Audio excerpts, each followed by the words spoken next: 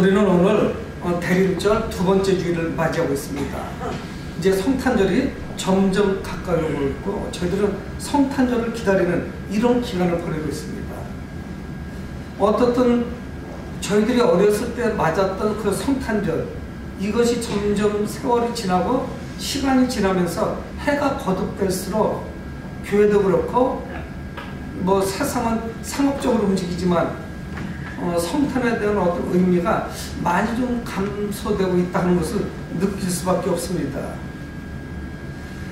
여러분, 저희들은 지금 성탄절을 향해서 나아가고 있는데 2000년 전에 주님의 오심, 예수 그리스도의 오심을 잘 준비했던 그런 인물이 있습니다.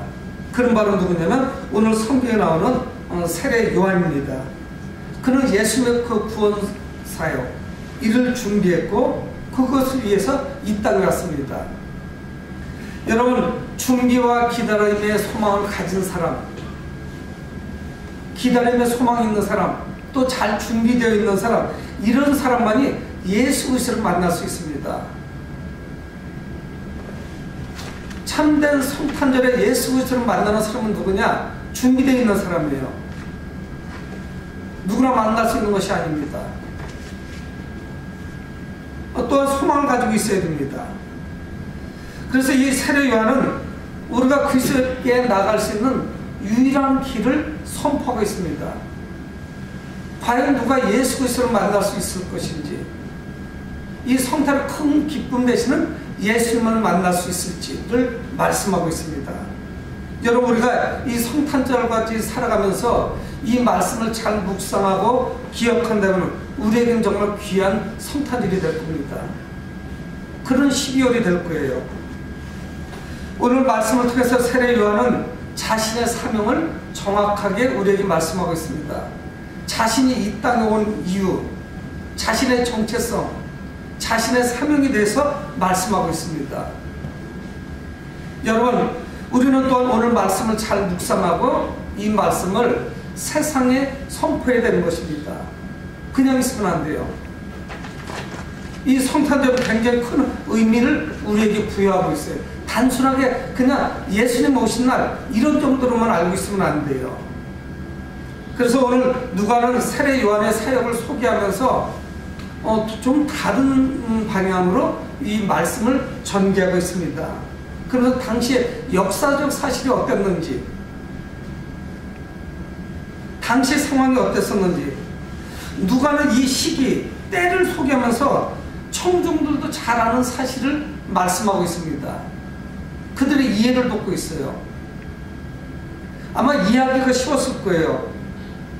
여러분, 우리가 지금 세월을 살고 있지만 소소한 일들이 잊어버리지만 우리 기억나는 게 있잖아요. 9.11 사건. 그래서 미국 뉴욕에 있는 그 쌍둥이 빌딩이 넘어졌던 그 사건 기억하거든요. 그래서 그 중계를 생생히 봤던 거, 뉴스를 봤던 거. 그래서 2001년 9.11 사건을 우리는 기억을 하죠. 이와 같이 그 당시 사람들이 잘 이해하고 기억하고 알고 있는 사실을 이야기를 합니다. 그러면서 누가는 이제 새로운 역사가 전개되고 있는데 이 역사가 과연 무엇인지, 이 역사와 세상의 역사를 연결을 시키고 있습니다. 여러분, 구원의 역사, 바로 예수 그리스도께서 이 땅에 오신 그 역사가 세상 역사 속으로 들어오죠. 그리스도께서 세상 속으로 들어오시는 이 사건에 대해서 설명을 하고 있습니다. 그래서 때는 어느 때냐?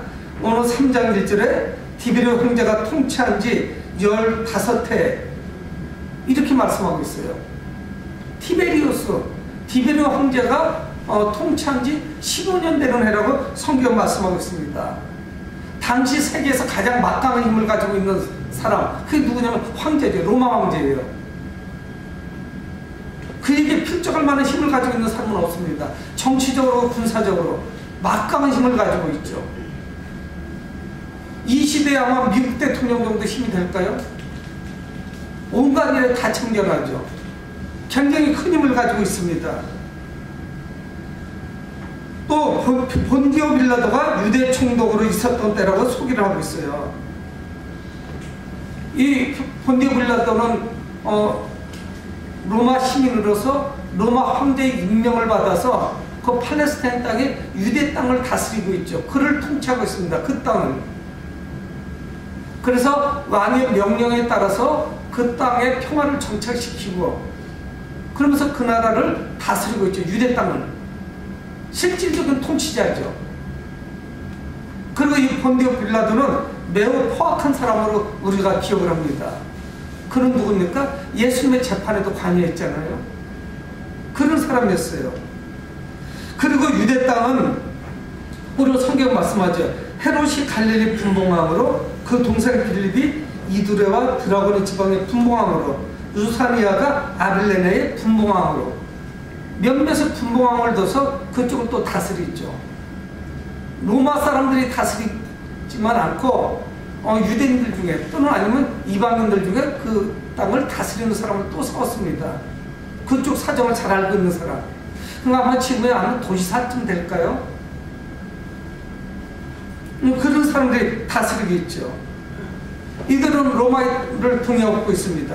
그래서 맡은 지역을 잘 다스리죠. 그러니까 이 세례 요한이 등장하던 시기는 어떤 시기냐면은 막강한 힘을 가지고 있는 정치적인 힘들이 그런 지배 세력들이 지배하던 시대. 그래서 평화가 있기는 하지만 그거는 로마에 의한 평화였어요.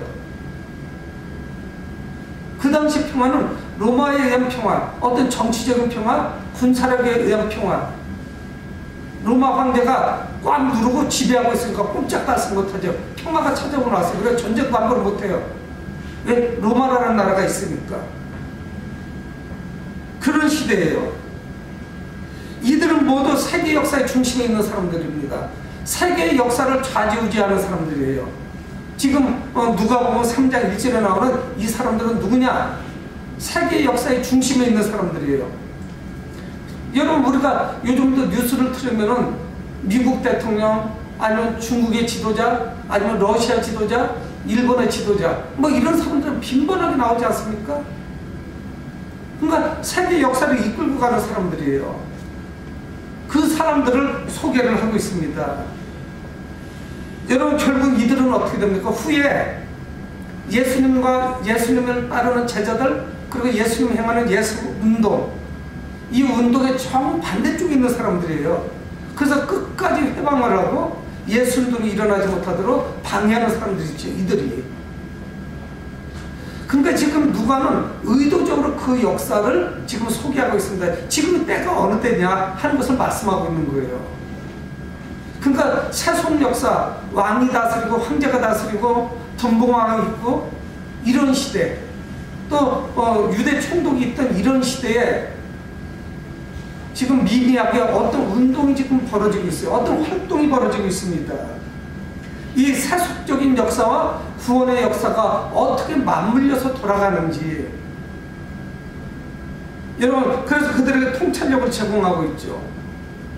여러분 이번 성탄절도 저희들은 여느 때와 같은 마음으로 보내면 그냥 넘어가는 겁니다. 우리에게 얼마나 중요한 이런 계절인지 몰라요. 그런 시즌이에요. 지금 이 12월에 지난주부터 시작이 됐어요. 대림절 첫 번째 주. 그래서 오늘 저희들은 두 번째 주일을 맞이합니다. 이제 대림절 네 번째 주일이 지나고 나면 성탄절이 다가오죠. 12월 25일. 여러분 어떤 세속적인 정치, 군사, 지도자들 이뿐만이 문제가 아니에요. 또 종교적으로도 오늘 2절에 말씀하지 않습니까? 안나스와 가야바가 대제사장으로 있을 때 이 안나스와 가야바는 그 당시에 대제사장으로 오늘 성경에 소개되고 있는데 장인하고 사이예요. 사이와 장인어른이 대제사장이라고요. 여러분 근데 이 대제사장은 로마에서 임명을 받습니다. 원래는 성경에 보면은 아론의 후손들 중에 대대로 그 대제사장이 승계가 되도록 되어 있어요. 근데 로마 황제에서 임명받는 제사장 어떻겠어요? 이로 인해서 이스라엘 종교는 형편없이 무너지고 있습니다. 대제사장은 로마를 의식할 수밖에 없죠. 거기에 눈치를 봐야 돼요. 자연스럽게 부패할 수밖에 없어요. 하나님의 말씀대로 제사를 올리지 못합니다. 대제사장의 역할을 감당하지 못해요. 여러분 생각해 보세요. 사명받은 사람이, 사명이 불타는 사람이 목사를 하지 않고 대통령이 또는 장관이 목사를 임명한다고 생각해 보세요. 북한 그렇게 하고 있잖아요. 그게 무슨 목회자라고 할 수가 있겠어요. 당시 대제사장이 마찬가지예요. 로마 황제에 의해서 임명이 되니까 거기다 줄을 대려고 얼마나 노력을 하겠어요. 당연히 부정부패가 많이 나죠. 언제는 대제사장이 되겠어요? 오랫동안 대제사장을 간직하려면 노력을 해야 되겠죠. 여러분, 이 안나스와 가야바는 또 누굽니까? 예수님을 십자가에 못 박는데 앞장섰던 사람들 아니겠어요? 그러니까 이 세상의 모든 관심은 어디에 갔느냐? 로마 황제, 아니 또 왕이 놓고 왕궁, 총독, 분봉왕, 성전에 있는 대제사장, 모든 시선이 그쪽에 가 있는 이런 시기예요. 여러분 지금 우리가 이 시대를 살면서 우리의 시선이 지금 어디로 가 있는지 이것을 우리는 잘 묵상하고 체크를 하셔야 됩니다. 나의 시선 지금 어디로 가 있는지, 지금 가장 영향력을 받아야 하는 사람들이 누군지, 그래서 그들을 향해 가고 있는 것은 아닌지 우리는 잘 한번 생각해 보셔야 되죠. 여러분 웅장하고 화려한 왕궁 또는 성전, 이거와 함께 이 빈들 광야는 극과 극이죠. 하나님의 음성이 들리는 곳이 있어요. 근데 왕국에서 하나님의 음성이 들리는 것이 아니었습니다. 그 대제사장이 있는 성전에서 하나님의 음성이 들리는 것이 아니었어요.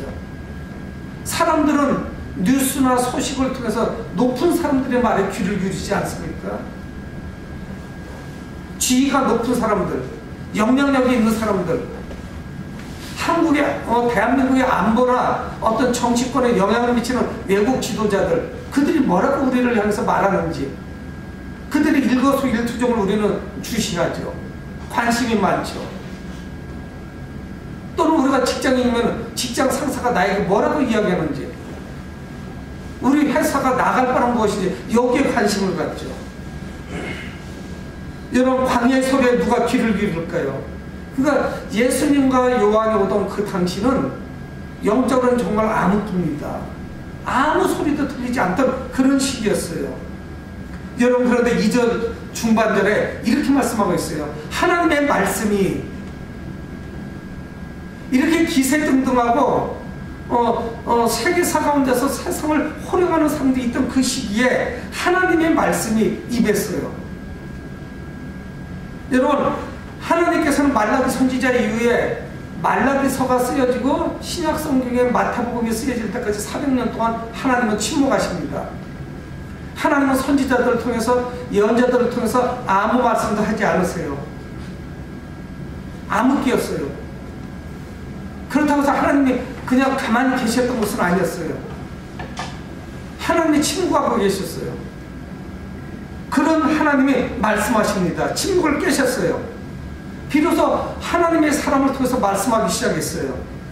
여러분 그게 누구냐? 2절 하반절에 나오죠. 하나님의 말씀이 빈들에서 사가랴의 아들 요한에게 임한지라. 성경이 이렇게 말씀하고 있어요. 그러니까 오늘 우리는 1절과 2절을 통해서 아주 극단적인 걸 볼 수가 있습니다. 화려하고 아름답고 아주 번쩍번쩍하고 빛나는 그런 왕궁이 있고 그런 성전이 있어요. 높은 사람들이 있어요. 영향력 있는 사람들이 있어요. 말 한마디면 벌벌 떠는 그런 대상들이에요. 권력을 가지고 있단 말이에요. 그런데 하나님의 말씀이 그곳에 임한 것이 아니에요. 높은 사람들에게 임한 것이 아닙니다. 로마 황제에게 임하지 않았어요. 늘 제사를 진행하는 대제사장이 임한 것, 그것도 아니었어요. 누구에게 임했냐? 빈들이에요. 빈들. 광야란 말이에요. 사람들이 없는 것이에요. 척박한 땅에 하나님의 말씀이 임했어요. 누구에게? 요한에게. 사가랴의 아들 요한에게. 그래서 말씀하시는 거예요. 여러분 구약 성경에 보면은 선지자나 예언자는 늘 대립각을 세우는 대상이 있습니다. 그가 누구냐면 권력자들이었어요. 늘 구약 성경에 보면은 예언자나 선지자들이 나타나면은 그가 왕하고 대립하고 갈등하던가 아니면은 당시 제사장들하고 갈등하고 대립합니다. 뭔가 잘못됐으니까 하나님의 예언자와 선지자를 보내시죠. 그래서 그들과 갈등하는 거예요. 영적 싸움을 하는 거예요. 이제 하나님은 안나스나 가야바 같은 대제사장이 아니라 그런 종교 지도자가 아니라 시골 사람 요한을 쓰시기 시작합니다. 그래서 이 요한을 통해서 구약의 예언들이 성취되기 시작하죠. 하나님의 말씀, 하나님이 이미 구약의 예언자를 통해 사실 그 말씀이 이루어지기 시작합니다. 그리고 이 요한은 하나님께 그 받은 말씀을 백성들에게 선포하죠. 그래서 3절에 요한이 요단강 부근 각처에 와서 죄사함을 받게 하는 회개의 세례를 전파하니, 이제 요한이 준비하고 요한이 지금 요단강 부근에 왔고 각처에서 많은 사람들이 몰려들기 시작합니다. 요한이 역사의 전면에 나타나기 시작해요. 빈들에 있던 그는 다른 그는 그렇게 소개되고 있잖아요. 빈들에 광야에 있고 털옷을 입고 메뚜기와 석청을 먹었다고. 완전한 야인이에요. 완전한 들사람이에요. 그곳에서 고향 곳에서 하나님의 음성을 듣죠. 근데 이제 그가 요단강 유역으로 나오기 시작합니다. 그리고 많은 사람들이 몰려오기 시작하죠. 세례 요한의 그 메시지를 듣기 위해서. 그가 선포한 말씀은 뭐냐? 죄사함을 받게 하는 회개의 세례를 전파했다. 성경이 이렇게 말씀하고 있어요. 한 문장으로 말씀하고 있네요. 죄사함을 받게 하는 회개의 세례를 선포했다는 거예요. 여러분, 우리가 죄사함을 받기 위해서는 중요한 사실이 있습니다. 그거는 뭐냐면 회개가 선행돼야 돼요. 회개가 선행되지 않으면 죄사함은 없습니다. 우리는 결단하고 하나님 앞에서 회개해야 돼요. 그리고 하나님께 돌아와야 돼요. 그래야만 죄사함이 있어요. 과거에 잘못됐던 모든 것을 회개해야 돼요. 그래서 이 세례 요한은 죄사함을 위한 회개의 세례를 선포하는 거예요. 여러분, 우리는 회개해야 됩니다. 그리고 하나님께 돌아와야 돼요. 자신의 잘못된 모든 것을 주님 앞에 내어놔야 돼요. 그리고 주님께 돌아와서 새로운 삶을 살아야 되는 것이에요. 여러분, 그러니까 이 회개라고 하는 것은 무엇입니까? 내면이 본질적으로 변화가 있어야 되는 거죠. 여러분, 후회는 회개가 아니에요. 후회하고 다음날 가서 또 하고 한 달 후에 또 하고 이거 이렇게 하면 안 된다는 거 알면서 또 그 길로 가고 이게 나쁜 것이라고 알면서 다시 가서 또 죄를 범하고 그러다 또 아쉬워하고 또 후회하고 이거는 절대로 회개가 아닙니다. 회개라고 하는 것은 그곳에서 그 모든 것을 끊어버리고 하나님께로 돌아오는 거예요. 그래서 다시는 그쪽을 바라보지 않는 거예요. 나하고 영원히 안녕을 구하는 거예요. 이제 만날 일이 없어요. 여러분, 하나님께 돌아와야 돼요. 회개의 본질은 뭐냐? 내면이 변화돼야 돼요. 내면이 변화되지 않으면 무슨 소용이 있겠어요. 근데 이 세례 요한은 내면의 변화뿐만 아니라 죄사함의 상징적인 행위를 말씀합니다. 그게 뭐냐면 세례받는 거였어요. 근데 이 세례가 뭐냐? 죄사함을 받게 하는 세례예요. 회개한 자가 받는 세례를 말씀하고 있는 거예요. 요즘 세례는 정말 형식적이죠. 시간이 좀 지나면 세례를 받고 어떤 회개나 고백도 없이 직분은 자꾸 올라간다는 표현이 좀 이상하죠. 집사, 권사, 장로 이렇게 되는 거예요. 순차적으로. 회개가 있었는지 하나님을 만난 경험이 있는지 신앙 고백이 있었는지 뭐 이런 것은 별로 신경 쓰지 않죠. 여러분, 이 죄사함과 회개의 세례는 뗄 수가 없어요. 그냥 받는 세례가 아니에요. 회개의 세례예요. 그러니까 이게 죄사함과 연결되는 것이죠. 이것은 뭐냐? 하나님의 정결한 백성이 되었다는, 내가 회개했다는 상징적인 표현으로, 외부적인 표현으로 세례를 받는 거예요. 내 안에 아무런 생각도 없고 감동도 없는데 세례 받는 건 매우 위험해요. 그건 진정한 세례가 아닙니다. 내 안에 회개가 있어지면서 세례를 받아야 되는 것이지, 그 무슨 소용이 있겠어요? 이제는 예수 그리스도에 의해서 새 시대가 우리 앞에 전개가 됩니다. 새로운 역사가 나타나는 거예요. 정치인들이 휘둘르는 그런 역사가 아니라, 무슨 전쟁의 역사가 아니라, 지도자들에 의해서 모든 정치적인 거 행정적인 거를 방향을 틀어서 가는 그런 역사가 아닌 예수 그리스도에 의한 새 역사가 시작이 됩니다. 여러분, 우리는 이제 모든 사람들이 새로운 삶을 위해서 하나님께 돌아오는 그런 놀라운 역사 가운데 살아가게 되는 거죠. 우리에게 정말 지금 필요한 게 뭐냐? 회개에 합당한 열매예요. 회개에 합당한 열매. 잘못된 습관들을 버리고 하나님께 가까이 갈 수 없는 정결치 못한 행동들을 버리고, 그리고 그런 것들을 정리하고, 내 안에 있는 수많은 죄의 뿌리들을 이제는 제거해버리는 그런 삶을 살아야죠. 여러분, 당시의 왕은 종종 지방을 방문합니다. 순시를 하죠. 지금도 대통령이 지방을 순시하잖아요. 외교사절로 외국도 방문하기도 하지만 자기가 통치하는 나라 지방을 방문하죠.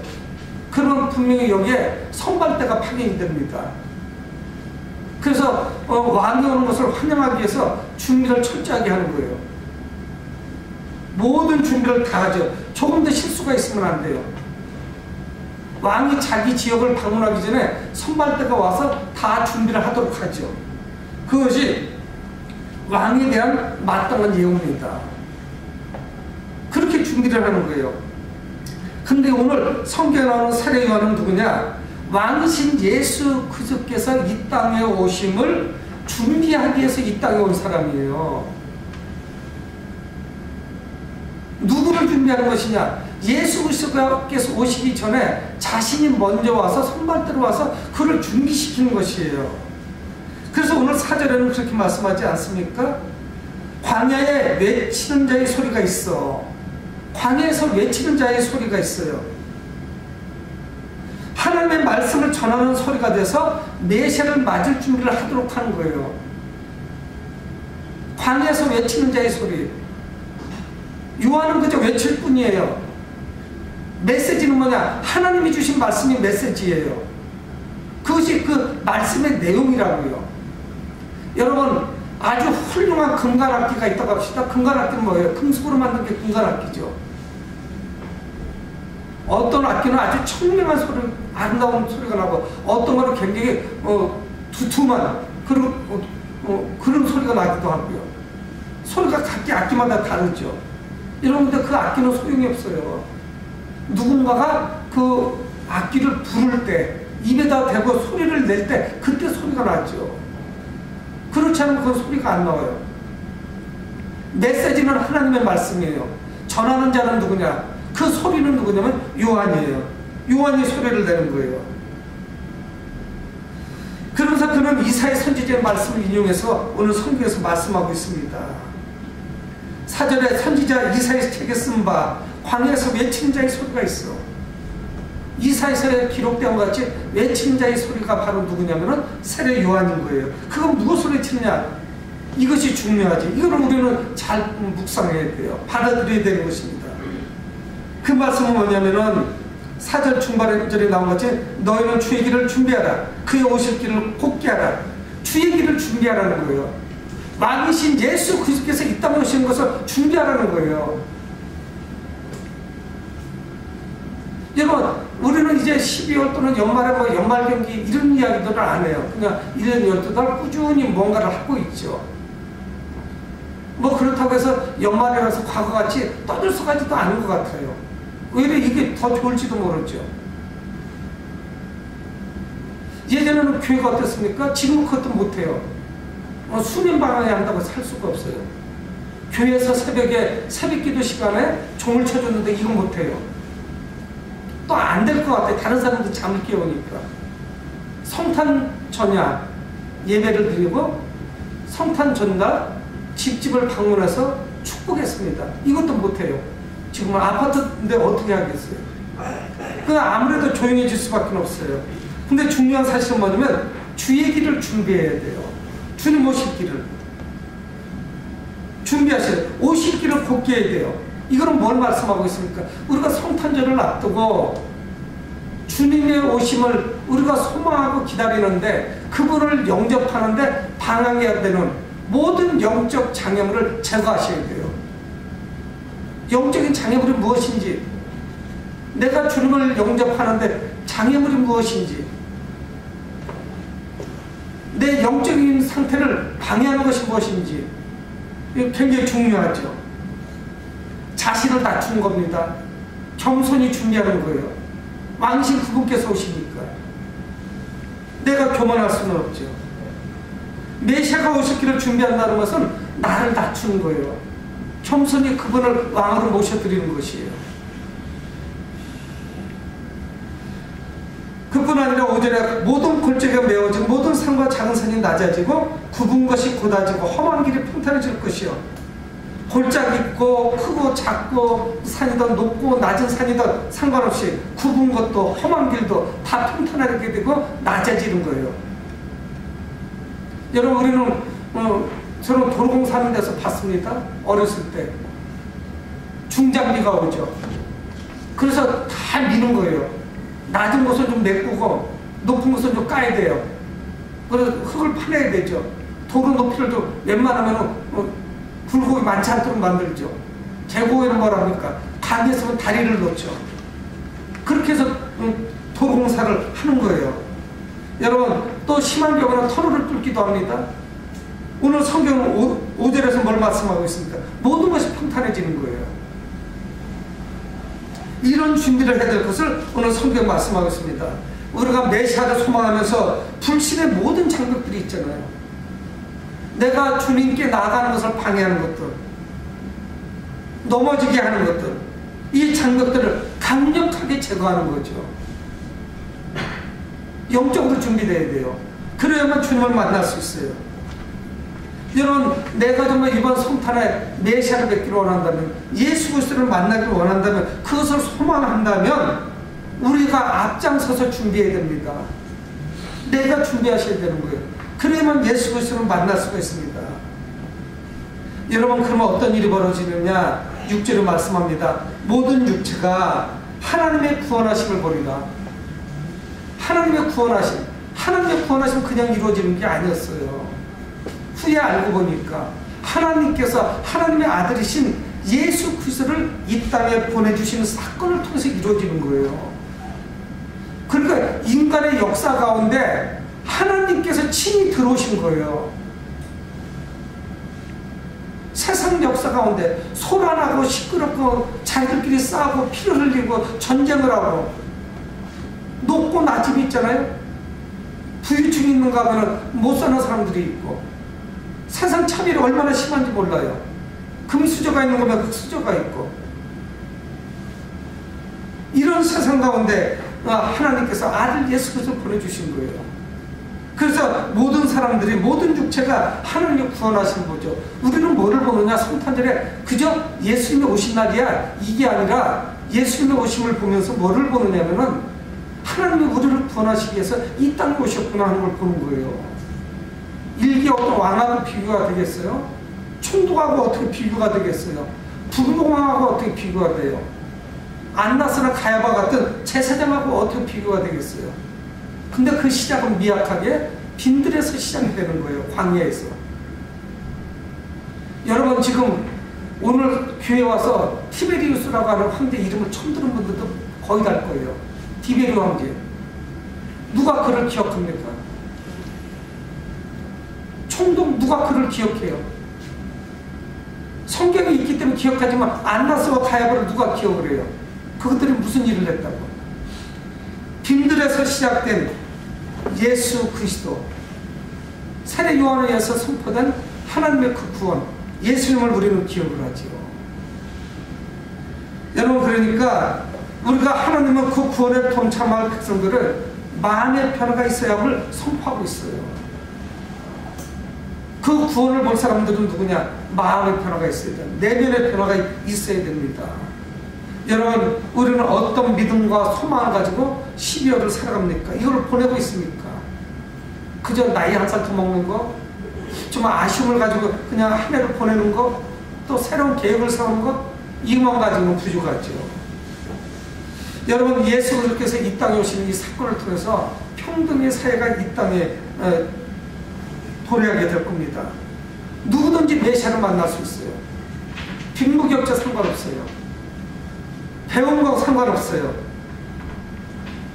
그러나 메시아를 만나기 위해서는 그 이전에 죄상 받기는 회개 세례를 받아야 돼요.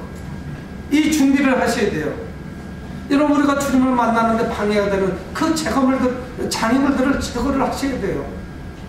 낮아지셔야 되고 겸손해야 되고, 주님을 만나는데 무엇이 나를 방해하고 있는 것인지. 사랑하는 성도 여러분, 금방 성탄절 이제 보름쯤 남았는데 준비한 자만이 예수 그리스도를 만날 수 있습니다. 여러분, 우리에게 이 12월에 가장 큰 선물이 뭔가요? 이제 1년 결산하니까 사업이 좀 잘 됐는지 안 됐는지, 아니 진급을 했는지 보수가 좀 올라갔는지, 이것이 가장 큰 선물인가요? 연말 상여금? 아닙니다. 이 12월에 가장 큰 선물은 뭐냐? 역사 가운데 오신 예수 그리스도예요. 그분 한 분만이 정말 우리에게는 거대한 선물을 다가오는 거예요. 이 이상 큰 선물이 어디 있어요? 그분 자신이 구원이신데. 여러분, 이제 12월 성탄절까지 남은 기간 동안 예수님을 만날 준비, 그리고 소망 가운데 기다리면서 낮아지셔서 겸손하게 성탄절을 준비하시기를 주 이름으로 축원을 드립니다. 고마우신 아버지 하나님, 은혜를 감사합니다. 우리가 오늘 세례